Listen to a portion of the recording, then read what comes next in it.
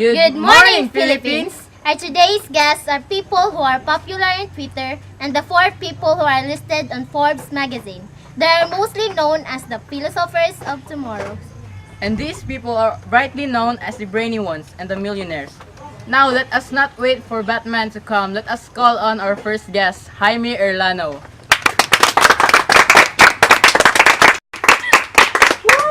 Good morning. Good morning to JM. Good morning, Mr. Zyra. Jaime. Good morning to the Philippines. So let's take our seat Okay, first. let's take our seat. Yes. So how are you, Mr. Jaime? I'm doing good as always. You know, it's hard to be a handsome author. I experienced that too. Good problem, you know? It's not a problem, it's a fact. Oh. So anyways, we've heard that you're a graduate from Bachelor's of Philosophy from Ateneo. Oh, yes. Philosophy has been a great study to me and as of now, I am an author of certain fictional books. As a graduate of philosophy, I was and am made to adapt certain methods of philosophizing in writing stories. So feels like philosophy is an interesting story. So will you tell us more about how you take part philosophy in your stories? Being an author doesn't simply mean that writing stories is just a hobby. In every story, there are certain parts when the author relates it to his or her experiences in life. It is not about mere stories, but there are stories within stories. I see that you are so conscious about the events of your stories. Yes, because, you know, I had this friend of mine who is Edmund Husserl, and describing the structures of a certain phenomenon, we can find certainty. You see, in our world, there is consciousness everywhere. There is always a happening or a phenomenon. When taking an inspection or description of phenomena, we should bracket out everything that is essential. In this method, it is a series called reduction. As an author, writing stories are not focused on things, but out of consciousness of things. So are all your stories based on your outlook? I can say that not all of it, but only a few. It is also a need for a story to be based on people's outlooks. Each one of us has our own free will. We have our consciousness, we are free to imagine things, we are free to choose, and we are responsible for our own lives. An author has also the freedom, especially of the stories you guys make. Of course, stories will be boring if they are made up of certain rules and regulations. Otherwise, author's imagination will be useless. Of course. Really, I can't really imagine that. Yeah. You know, I've read one of your books and it really facilitates me. Facilitates you. Yes. Thank you. Yes, being an author is not really easy because the main goal we have to achieve is to bring the people's minds to the characters' worlds. Oh, I see. Oh, by the way, we have some of your fans here that would like to say you something. Sir, what happens if the consciousness of people are not real? In that case, their stories are purely imaginative. There is also a tendency that the description of the events doesn't have a clarity and it might confuse people.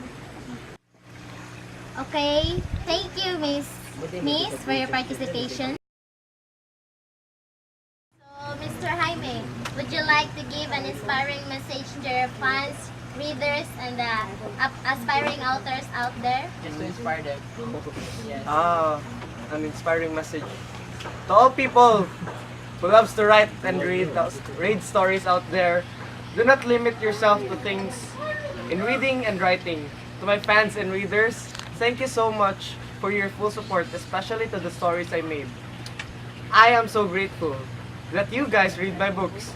To those aspiring authors and would-be authors, someday, stories that are related to your experiences catches the attention of people because not only you had experienced that kind of phenomenon in your life, but also them.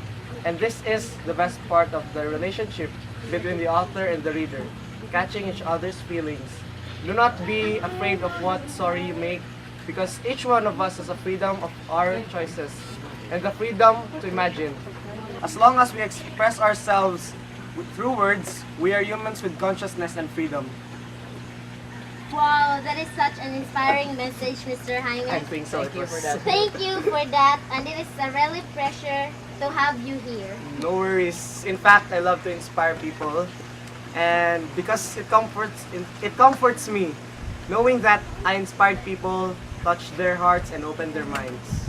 Once again, our best-selling author in New York, Jaime Erlano.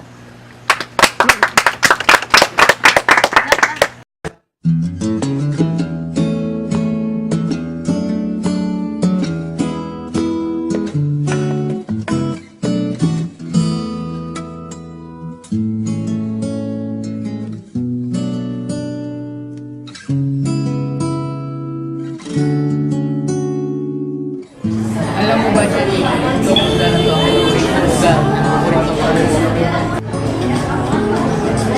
Karen.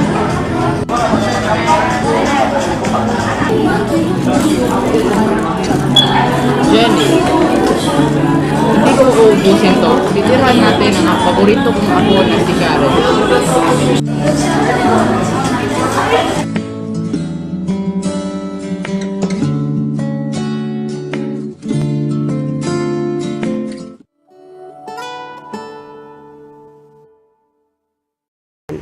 For our next guest, she have a brave and unique aura. So let's all welcome The most beautiful and sexiest model living on the earth and only in the earth, not in Jupiter, not in Uranus, not in the Julian planet, but in the earth. Let us all welcome Cristel Ann Bahamonde.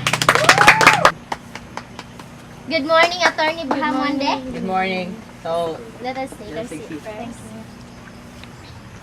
Thank you for that heartwarming introduction. oh yes, of course. Actually, I thought you're a bouncer. Oh, really? Yes, because Zira just told me you're brave. So, why is it so? Because I am a lawyer. Ah, I see. So, by the way, Attorney, we heard that the word fallacy connected to lawyers. So what does that exactly mean? Oh, fallacy is the use of invalid or otherwise faulty reasoning or wrong moves. In the construction of an argument, some fallacies are committed intentionally to manipulate or persuade by deception, while others are committed unintentionally due to careless or ignorance. So basically, a fallacious argument may be deceptive by appearing to be better than it really is, right? Exactly. I can even teach you if some Whoa. commonly errors in reasoning if we have some time. Do we have? Maybe, yes. Yes. I would give you some spare of my time. So basically, I can teach the both of you some 11 of them. That would be great. So the first one is the appeal to pity, or sometimes called argumentum ad misericordiam, I think, because it's not Wow, that. it's like with argumentum in boom, bad boom. Yes. It is also called Galileo argument, so that we couldn't really be mistaken. And it is a fallacy in which someone tries to win an argument by exploiting his or her opponent's feeling of pity or guilt. So they are using emotions. Absolutely. I can give you some example if you want. Is love applicable? We would love to. So can you please give us an example, please? The situation goes like this. Ladies and gentlemen of the jury, look at this miserable man in a wheelchair, unable to use his legs. Could such a man really be guilty of embezzlement? That example shows that maybe the man can't be the thief due to his legs condition. Such a faulty reasoning, isn't Yes, it? it is. The man can still be a thief even though he cannot walk. Exactly. The second example is appeal to ignorance, or the argumentum ad ignorantium. It process that a proposition is true, but it is not yet proven false also, and vice versa. Can you explain it much further? A proposition have four choices. It can be true or maybe false, or it's unknown between both or really now of the three. The appeal to ignorance is also something used in attempt to shift the burden of proof. Now I understand. So can you give more examples for our viewers out there? Oh yes, I do. The most common example for this is the existence of Martians. No one have ever proven yet that they don't really exist, so it's reasonable for someone to believe that they actually did. Thank you for that, attorney. The third one is equivocation using terms with more than one meaning or sense, thus making an argument misleading. So you mean they are using words with multiple meanings to divert the argument? Exactly. One of that is this: a feather is light, where a light cannot be dark. Therefore, a feather cannot be dark. The word light is used in many senses in the first and second statement, thus misleading the real meaning into it. What a tricky tactic. I know, right? Very enormous tactic, yeah. So, what's the next one? Composition. This arises when one infers that something is true of the whole form, the fact that it is true of some part of the whole form. For example, if someone stands up out of their seat at a cricket match, they can see well. Therefore, if everyone stands up, they can see all well. What? They are implying that something is true if of the whole part, it were in the fact it is only true in some parts. Another example of that is all cells are aquatic. Therefore, all organisms which are composed of cells are aquatic also. All cells are aquatic, but not organisms that are composed of cells are aquatic. Now I understand. Thank you for explaining Very it amazing. further. It's my pleasure. Next one is division. Division occurs when one reasons logically that something true for the whole must also be true of all some of its parts. It's like the opposite or the reverse of composition, right? Yes, it is. For example, the second half equals grade in Matthew Elementary School eats a lot of ice cream. Carlos is a second grader in Matthew Elementary School. Therefore, Carlos eats a lot of ice cream. Oh, I get it now. So, what's the next one, attorney? The next one is against the person or argumentum ad hominem. It is logically fallacy in which an argument rebutted by attacking the character's motive or other attribute of the person talking the argument rather than attacking the substance of the argument itself. Is it always clear results on any personal attacks? Ad hominem reasoning is not always fallacious.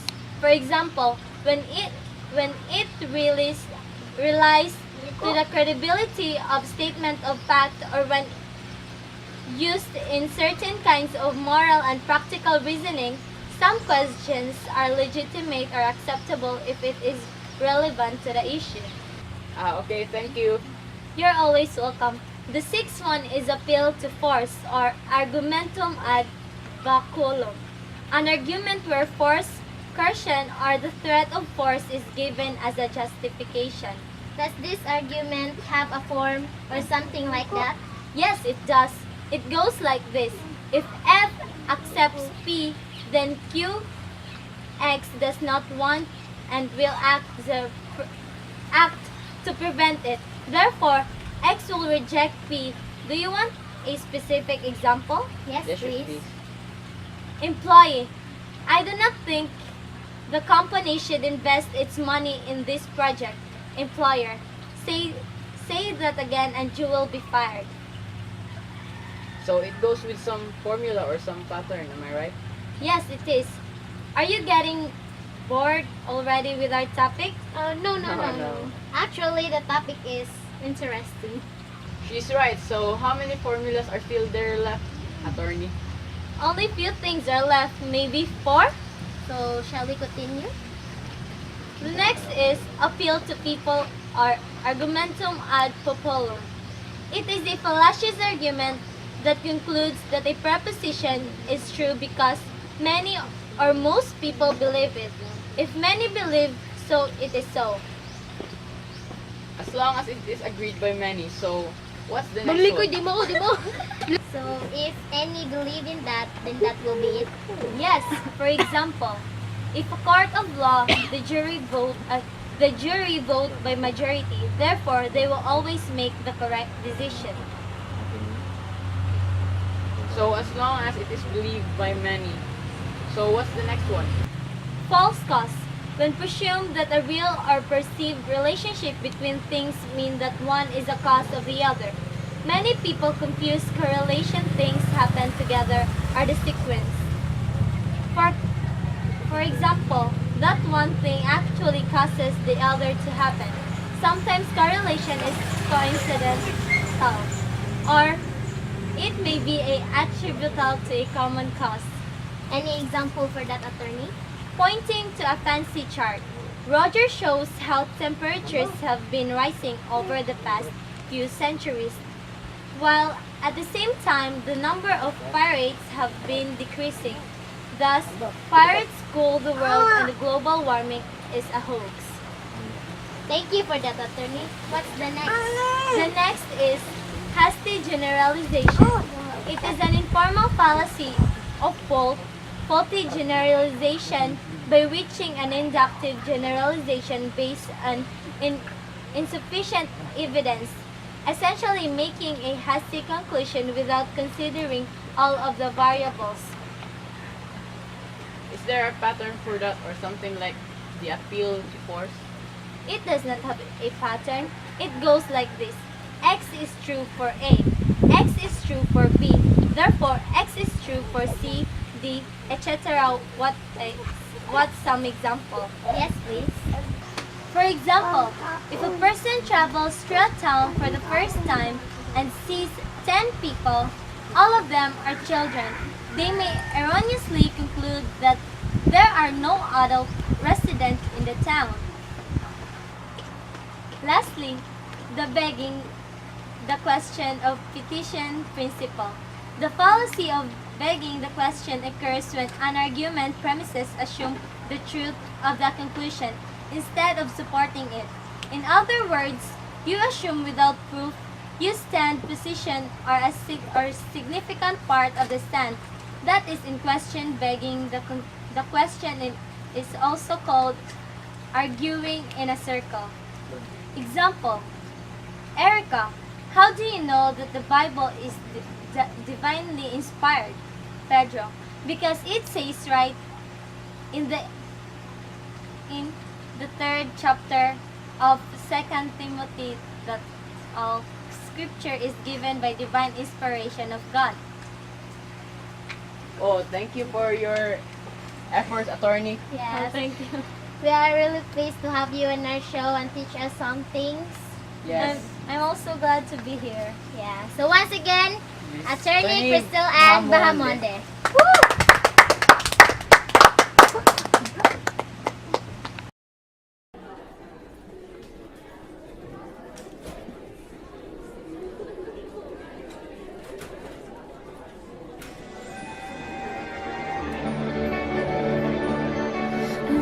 Wise men say only fools rush in, but I can't help falling in love with you. Shall I stay? Would it be a sin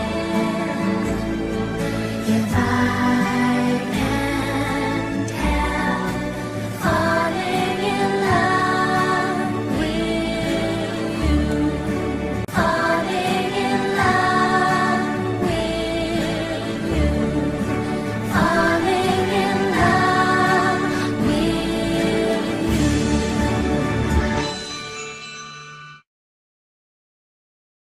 And now we're back. Welcome back to the Talkative Talk Show. So Jim, do you know who our guest today? Oh yes, I do. He's none than other Mr. Gian Denlag, an intellectual who passed the board exam with an average of 98.9%.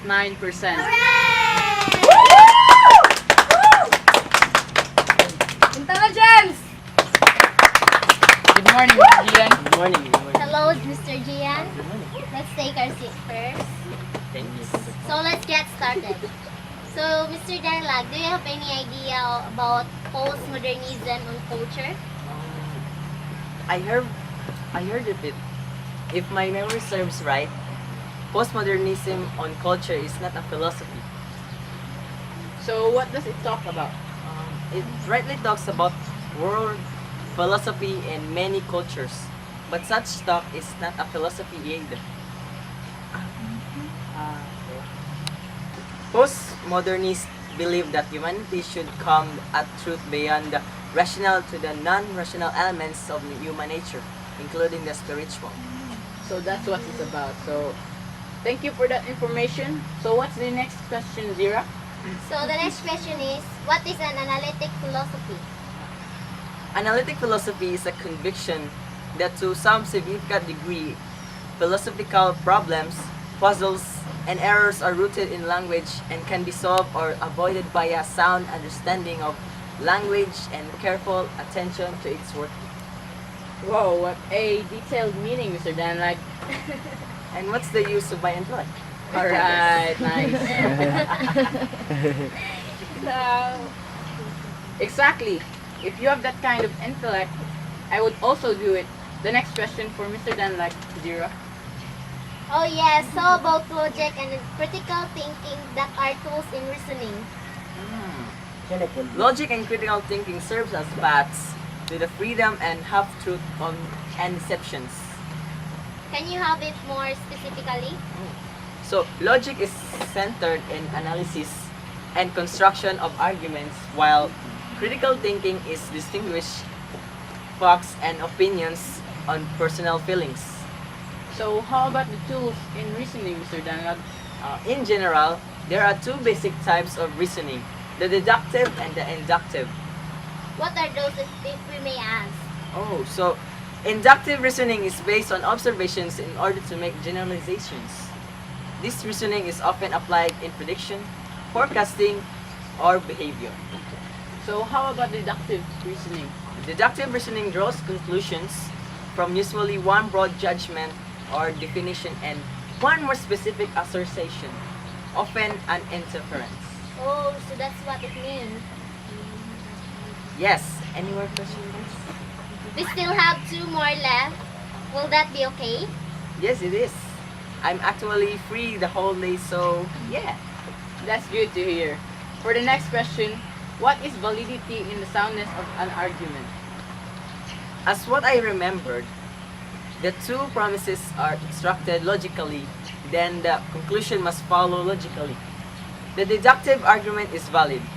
Does that mean that the conclusion might be true or false? It doesn't necessarily mean by that. Validity comes a logical conclusion based on logical constructed premises. Oh, we understand. Thank you for that, Mr. Danlag. For the last question, what is it again, Zero? It is. So the last question is, can you explain to us what does the strength of an argument mean? A strong argument is a non-deductive argument that succeeds in providing probable but not conclusive logical support for its conclusion. Thank you for that wonderful answer, Mr. Danlag. And we are really grateful. to have you in our show. Oh, the pleasure is mine. I would like to come back here too if I'll have time. Oh, you're You're always always welcome welcome on to our our show. So, thank you. Yes. So once again, Mr. Mr. Gian Gian Danlag. Danlag. So now, we have witnessed a mind-blowing question and answer portion with a person who is having a very high IQ and who is having a very good intellect just now.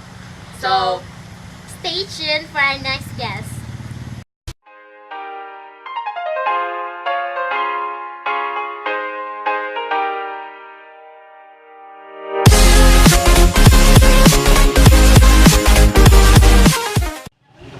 and now we're back with our last guest. He's known to be the Pundis of his school For for 4 4 years. Yes. So So- let us give a round of applause for little Paul Dublin. Hi, Mr. Dublin. Hello. So, So let's take our seats. thank you. So how are you, Mr. Dublin? I'm doing fine. As can you see, my face is stress-free. How about you? So it's okay, we're doing good. So how about your scholarship? Well, it's not that easy. Because being a scholar, you need to maintain your high grades. And you should strive hard to earn friends even you have squatter friends. So, looks like you can be a politician someday because of the way you speak. And Obviously you're so hardworking. confident and obviously confident. Yes. Well, you could say that, but I guess I shouldn't be one of them. I prefer to stay at home and agree and disagree between their language and reality through watching those politicians in their TV broadcast. We had this unintelligent professor in philosophy that discussed about applying logic and fallacies in determining. True from opinion, Professor Wittgenstein talked about the spoken and written language, the limits of what can be said or defined by the logical rules. The logic of language shows how elements fit states of affairs and now states of affairs with weather constellation can be like together. In politics, determining true from opinion is hard and confusing. People have different opinions to certain facts and make or revise facts or their own to detect and apply. Fallacies in determining the truth from the one should be careful, wise, reflective, rational, and systematic. Thus, this leads to a person who is critical thinker. Wow, it seems like you're becoming to be a politician right now. No, it's just that people should be wise enough in facing the reality. I agree to that. Just to tell you, I had this clever friend before who amazed me in his skills in being detective. He's so other than Mr. Sherlock Holmes, the most famous and most renowned person in a century ago. He's really good of defining, analyzing, and devising solutions. He could even easily arrive at reasonable and informed conclusion. He even relates his own understanding of his past cases to his new and fascinating case. He always looked for proofs. He adjusts the people and his opinion, irrelevant and incorrect information. This opinion, irrelevant and incorrect information, what police will say to him. I like to be him for a day, you know. Well, with all your talking, I guess that satisfies us. Isn't it, guys? Yes. Thank you. So now let's have a fast talk. Yes. Yeah, So, sure. This is gonna be I'm awesome, going bro. to be your questionnaire for today. Sure. Good luck. Are you ready? I'm always ready, bro. Good luck, bro. Good luck. Let's start. 3, 3, 2, 1. Age, 16, height, 7.5, weight, 9, color, orange, food, pizza, song, Justin Bieber, dance, Bright Boots, t-shirt, Most Wanted, underwear, Calvin Klein, short, Under Armour, shoes, Adidas, hairstyle. Bruno Mars. Alright, nice. So Okay. let us give a big round of applause. For Mr. Dublin. Yes. So thank Thank you, you, Mr. Mr. Dublin, Dublin. for joining our Thank you. show. Thank you, It thank you was- for it inviting was me. really pleasure to Yes. have you here. Thank you, It guys. was very fun, guys. So once again, Mr. Dieter Dieter Paul Dublin, the Dublin. scholar. Bye-bye.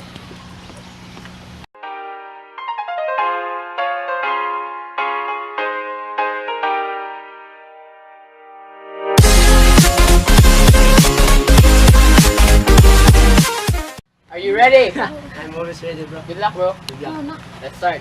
3, 3, 2, 1. Door pink. Orange, Age, 16, height, 7.5, weight, 9, color, orange, food, pizza, song, Justin Bieber, dance, Bright Boots, t-shirt, Most Wanted, underwear, Calvin Klein, short, Under Armour, shoes, Adidas,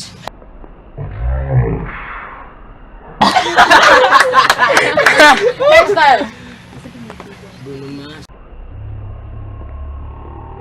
Alright, nice. Use your nut. Pizza, Oh, Woody rot. Rot. Rot! Rot ka pa, rot, bro! Okay, that's all. Sorry. So, Okay. let us give a big round of applause. For Mr. Dubli. Yes!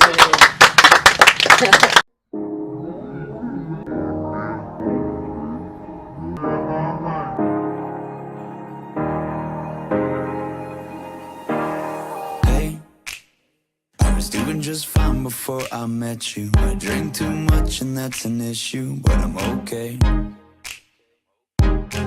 Hey, you tell your friends it was nice to meet them, but I hope I never see them again. I know it breaks your heart. Moved to the city and I broke down crying. 4 years, no calls. Now you're looking pretty in a hotel bar, and I can't stop. No, I can't stop. So baby, pull me closer in the backseat of your Rover that I know you can't afford. Bite that tattoo on your shoulder. Pull the sheets right off the corner of the mattress that you stole from your roommate back in Boulder. We ain't ever getting older. Ang sayo na subject daw ko na ugma kay. Sabagay say. O sa sunod. Science. So, da. Go, sorry ka di ba?